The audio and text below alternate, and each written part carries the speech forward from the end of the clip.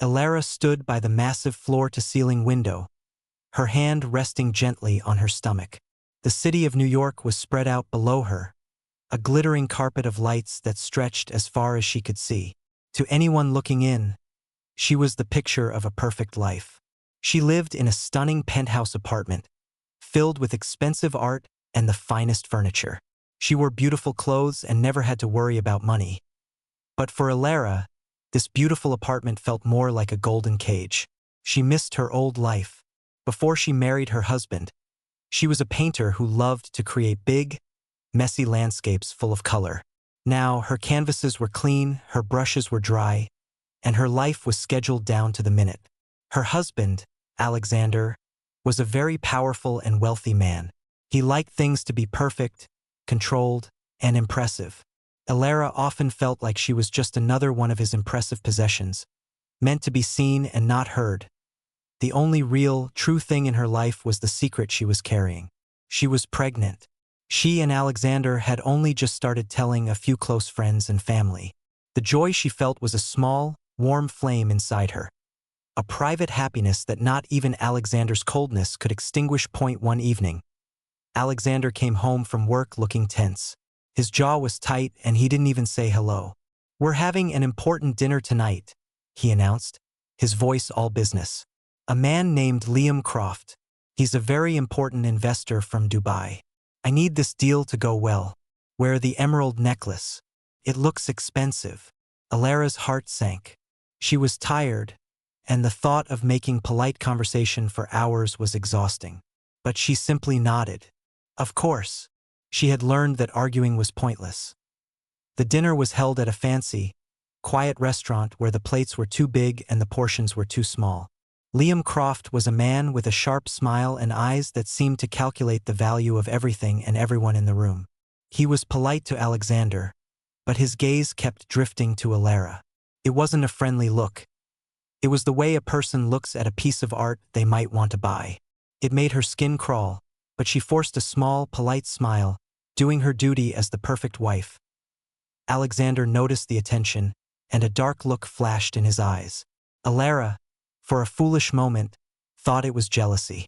She thought maybe he was protective of her. She was wrong. For a week after the dinner, everything seemed normal. Alexander was busy with work, as always. Then, one night, he came home early. The moment Elara heard the front door slam, she knew something was wrong. The air in the apartment turned cold and heavy. Alexander walked into the living room, his face like a stone. He didn't look at her with love or even with anger. He looked at her with pure disgust. "Pack a bag," he said, his voice flat and final. "You're leaving." Elara stared at him, her mind refusing to understand the words. "What? Alexander, what are you talking about? What's wrong?" He didn't answer. Instead, he threw a small stack of photographs onto the glass coffee table. They slid across the smooth surface. With a trembling hand, Elara picked one up. It was a picture from the dinner with Liam Croft. The angle was strange. It looked like she was leaning in very close to him, her polite smile appearing intimate and secret. Another photo made it look like their hands were touching. They were clever, nasty lies told without a single word. "I will not be made a fool of, Elara," Alexander spat. "My lawyers will be in touch. You will sign the divorce papers. Our prenuptial agreement means you get nothing. You come into this marriage with nothing, you leave with nothing. And don't think you can use a child to change my mind. I have proof of your infidelity." The world seemed to tilt on its axis. The floor beneath her feet felt like it was disappearing. "Infidelity?" she whispered, her voice breaking. "Alexander, no. This is crazy. I would never. I'm carrying your child. Our baby." Her pleas were like water hitting a rock. They made no impact. He had already built a wall around himself, a wall made of his own pride and ambition. He had already decided she was guilty. It was then that she noticed another figure standing in the doorway to the foyer. It was Isabel, Alexander's personal assistant. She was a beautiful woman, always dressed in sharp, severe suits. But now she wasn't wearing a suit. She was wearing a silk robe that Alara recognized as one from Alexander's closet. A small, cruel smile played on Isabel's lips in that single, horrifying moment. All the pieces clicked into place in Alara's mind. This wasn't about the photos. The photos were just an excuse, a story he had created. Alexander hadn't suddenly become jealous. He had simply found someone else. Someone newer, more exciting, and apparently more willing to be his trophy. Isabel wasn't just his assistant. She was his mistress, and together, they had planned this entire thing to get rid of the old wife to make room for the new one. Her pregnancy wasn't a blessing to him. It was an inconvenience. She had been expelled, thrown out of her own home, her own life, like yesterday's garbage. The man she loved, the father of her child, had looked her in the eye and chosen to believe a lie because the truth was more convenient for him. Broken, humiliated, and utterly alone, Alara packed a single suitcase. She didn't take the expensive jewelry or the designer clothes. She took a few of her own paintings, some personal photos, and the simple, warm sweater her mother had knitted for her. She walked out of the penthouse, past the smirking Isabel, and stepped into the elevator. As the doors closed, she caught one last glimpse of the glittering, cold life she was leaving behind. The golden cage was finally open, but she was falling, with no idea where she would land. The bus ride felt like it lasted forever. Alara sat by the window, watching the world blur past. The tall, proud buildings of the city slowly melted away, replaced by open fields and quiet, sleeping towns. She didn't cry anymore. She felt numb, like all the feeling had been scraped out of her. She just rested her hand on her stomach, a silent promise to the little life inside her. She was all it had now. She didn't go to a fancy hotel. She bought a ticket to the only place that had ever truly felt like home. It was a small town nestled in the mountains of Colorado, where the air was clean and people knew your name. The bus pulled into the quiet station late in the evening. The air was cold and sharp, a feeling she had almost forgotten as she stepped off the bus. Her legs feeling shaky, she saw them. Her 3 older brothers were standing there, waiting. They weren't jumping or waving. They were just still, like 3 strong trees that had taken root right there on the platform. Seeing them, a tiny crack formed in the wall of numbness around her heart. The oldest brother took her suitcase without a word, his strong, familiar hand brushing against hers. The second brother put his arm around her shoulders, pulling her close. The youngest brother just looked at her, his eyes full of a sadness that understood everything. No one asked any questions. They just walked her to their old, dependable truck and helped her inside. The drive to their childhood home was quiet. The only sound was the hum of the engine and the crunch of tires on the gravel road. The house came into view, its windows glowing with a warm, yellow light. It was a simple house, made of wood and stone, and to Alara, it was the most beautiful sight in the world. Inside, the smell of wood smoke and home-cooked food wrapped around her like a warm blanket. Her brothers sat her down on the big, comfortable sofa in the living room and brought her a cup of sweet, hot tea. They sat with her, not pushing, just waiting. Finally, she took a deep, shaky breath and began to talk. The words tumbled out slowly at first, then in a rush. She told them everything, not just about being thrown out, but about the slow, cold loneliness of her life in that penthouse. She told them about the dinner, the horrible photos, and the cruel, flat look in her husband's eyes. She told them about the other woman, standing there in her own home, smiling that terrible smile. And she told them about the baby, and how the baby's father had acted like it was nothing. When she finished, she was exhausted. She looked at her brothers' faces, expecting to see anger. But what she saw was something else. It was a deep, quiet, and solid resolve. It was more powerful than shouting. The oldest brother, the former Marine, placed a heavy, calm hand on her shoulder. His voice was low and steady. "You're home now," he said. "You and the baby are all that matter. You are safe here. No one is going to hurt you ever again." The second brother, the one who was so clever with computers, was already opening his laptop. His face was lit by the soft blue glow of the screen. He didn't look angry. He looked focused, like a man solving a complex puzzle. "Let's take a look," he said softly, his fingers already starting to dance across the keyboard. "Let's see what this man is so desperate to protect that he would do this to you." The youngest brother, the pilot and mechanic, didn't say anything at all. He just got up, went into the kitchen, and came back with a plate of warm food. He put it in her hands and gave her a hug that felt like it could keep all the bad things in the world away. His silence was his promise. And in that moment, something shifted inside Alara. The crushing weight on her chest felt a little lighter. She wasn't alone in this. The little flame of hope, which had almost gone out, flickered back to life. She looked at her 3 brothers, each so different, but all united in their love for her. This wasn't just her pain anymore. It was their fight.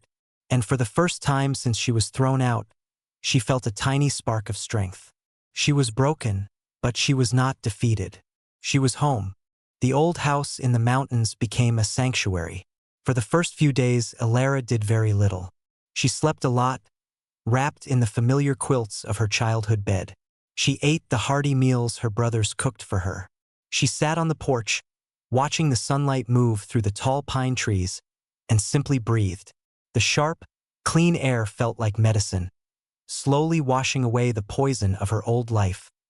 Her brothers gave her space, but their presence was a constant, gentle comfort. They didn't treat her like she was made of glass, but they were always nearby, a quiet reminder that she was protected. While Alara rested and began to heal, a different kind of work was happening in the house. It was a quiet, determined mission. The brothers didn't have a dramatic meeting to plan their next move. They didn't need to.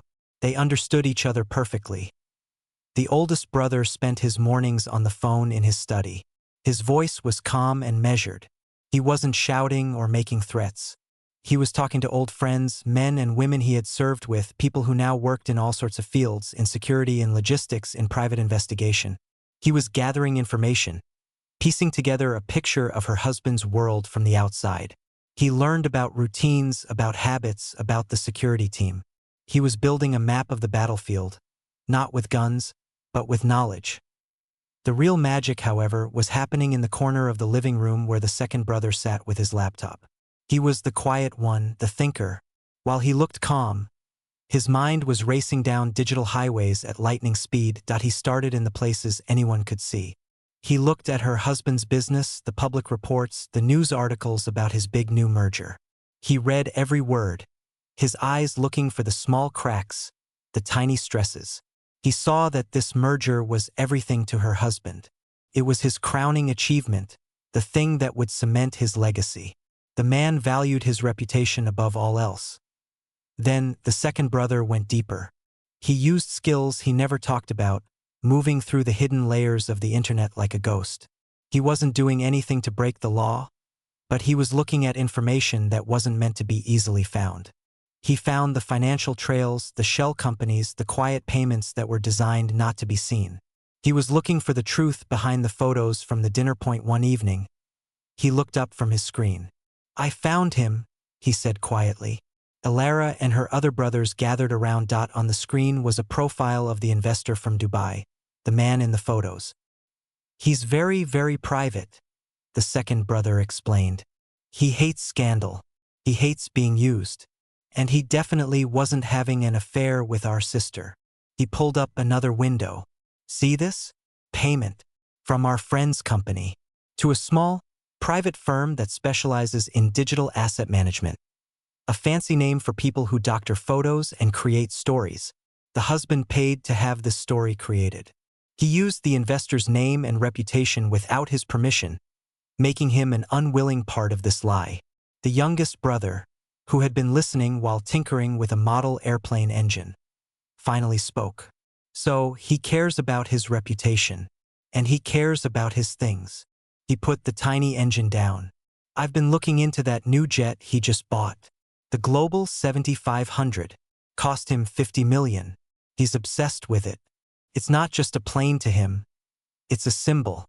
It's how he shows the world he's won." A slow, understanding look passed between the 3 brothers. The puzzle pieces were clicking into place. They knew what the husband valued.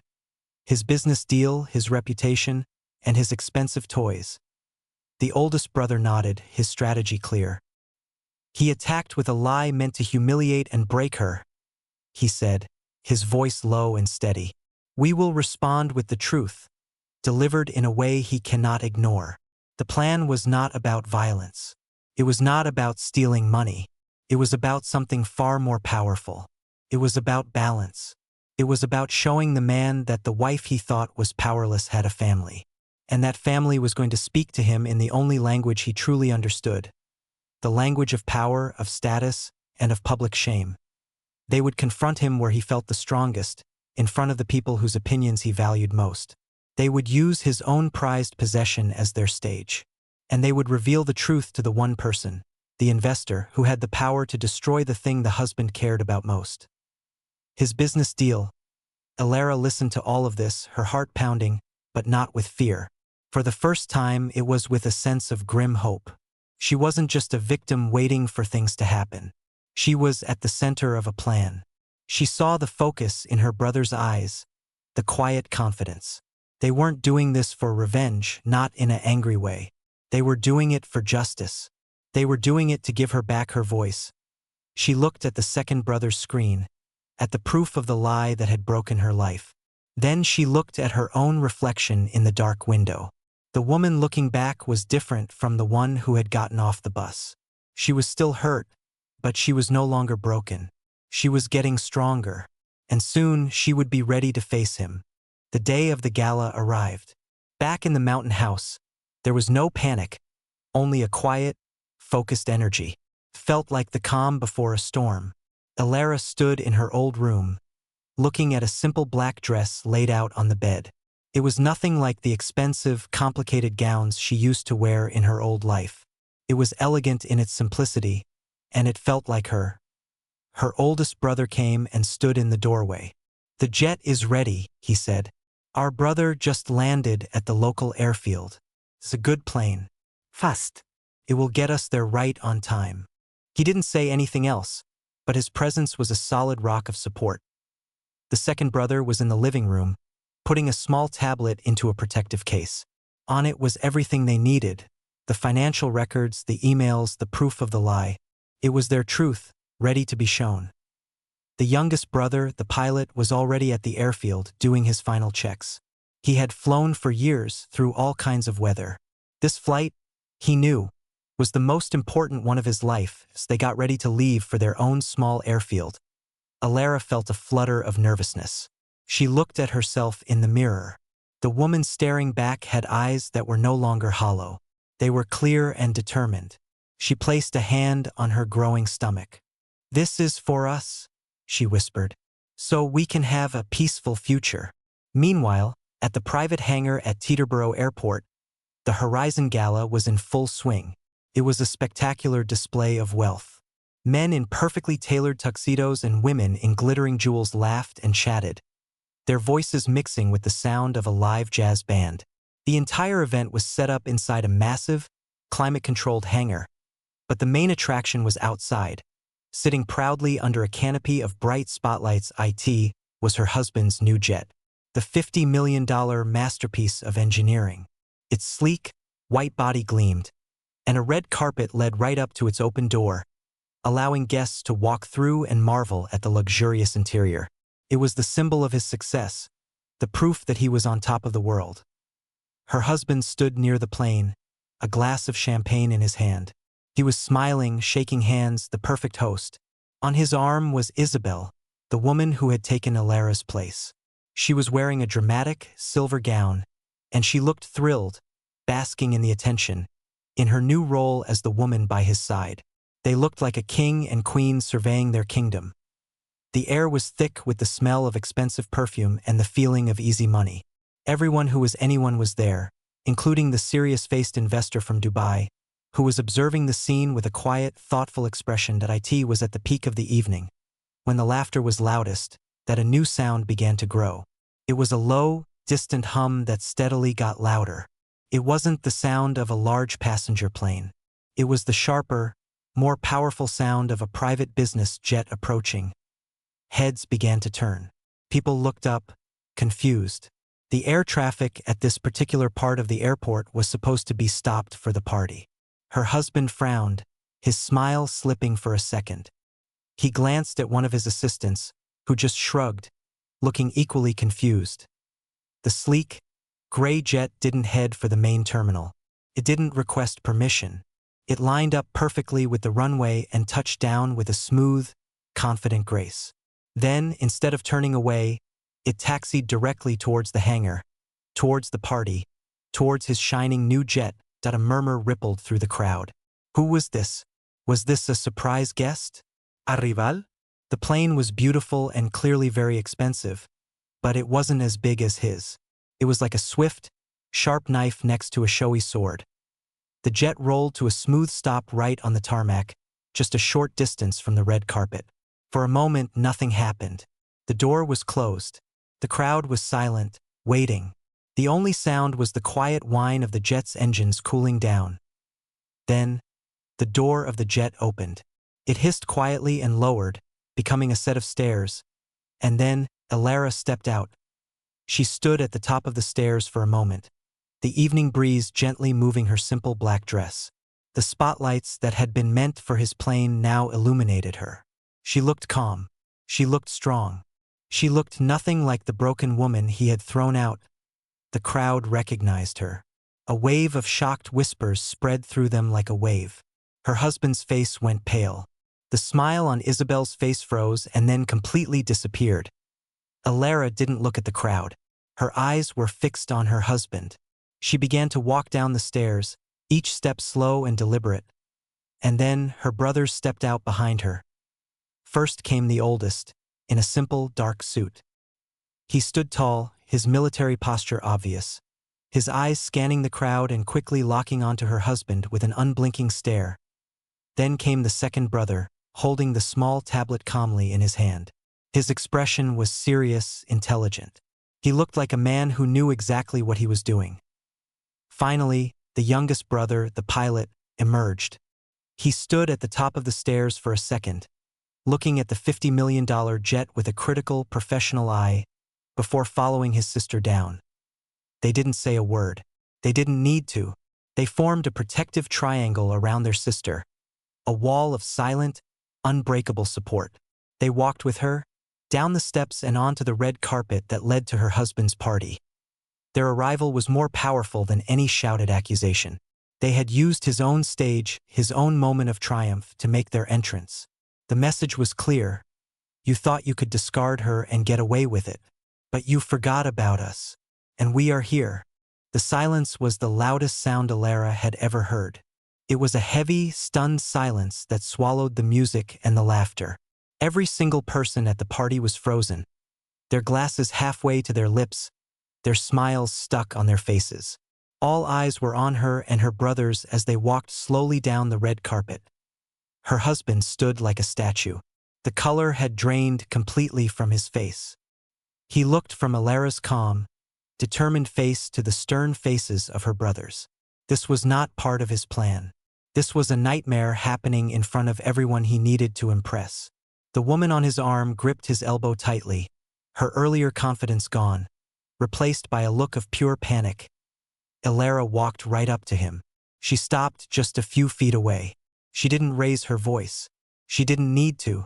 In the deep quiet, her words were clear and sharp, like a bell. "Alexander," she said, her voice steady. "You tried to throw me away like I was nothing. You told lies about me and tried to take everything from me. But you made a mistake." She paused, letting her words hang in the air. She glanced at her three brothers, who stood solidly behind her. "You forgot that my value was never in your money. It was never in this life you gave me." She took a small step closer, her eyes locked on his. "My value is in my family. It's in who I am. And you can't throw that away." As she spoke, her second brother moved. He didn't step forward aggressively. He simply turned, his eyes searching the crowd until they found the man they were looking for. The serious investor from Dubai. The man was watching the scene with intense interest. His head tilted calmly. The brother walked over to him. He didn't hand him the tablet.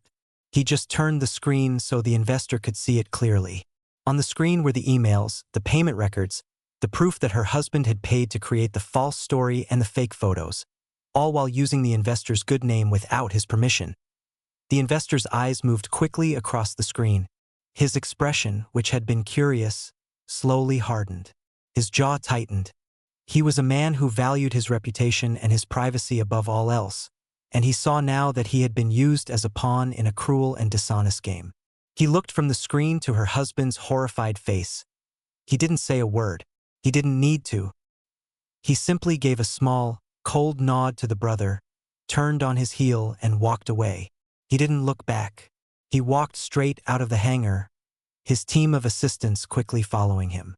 The most important business deal of her husband's life was walking out the door with him. The spell was broken. A wave of murmurs erupted from the crowd. People began talking in low, shocked voices. The story was already writing itself. It wouldn't be a story about a cheating wife. It would be a story about a dishonest businessman who sabotaged his own billion-dollar deal by betraying the mother of his child. Her husband watched the investor leave, and it was like watching his future disappear. He opened his mouth to say something, to shout, to deny it, but no sound came out. What could he say? The truth was right there, displayed for the most important person in the room to see. He had been exposed utterly and completely, in front of his entire world. Elara looked at him one last time. She saw the shock, the humiliation, and the crumbling of his proud facade. She felt no joy in it. She felt no revenge. She only felt a quiet, solid finality. It was over. She turned her back on him. She turned her back on the glittering party, on the whispering crowd, on the woman clinging to his arm. She turned her back on the $50 million jet that meant nothing to her.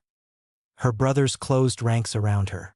Together, the four of them walked back down the red carpet, away from the chaos. They walked toward their own smaller, quieter jet, the one that represented not money, but family, and a mission accomplished as they climbed the steps. Elara didn't look back. She stepped into the plane and took a deep breath. It was done. The public humiliation was not her victory. Her victory was the quiet, powerful feeling in her heart. It was the feeling of taking her power back. It was the knowledge that she had stood up for herself and her child. The jet door closed, sealing them in a peaceful silence. The engines started with a soft whine. As the plane began to move, Elara looked out the window. She saw the bright lights of the party growing smaller and smaller, until they were just a tiny, insignificant speck in the vast darkness. She was going home. Not to a golden cage, but to a real home, filled with love and respect. She had her life back. She had her future back. And she knew, with a deep and unshakable certainty, that she and her baby were going to be just fine.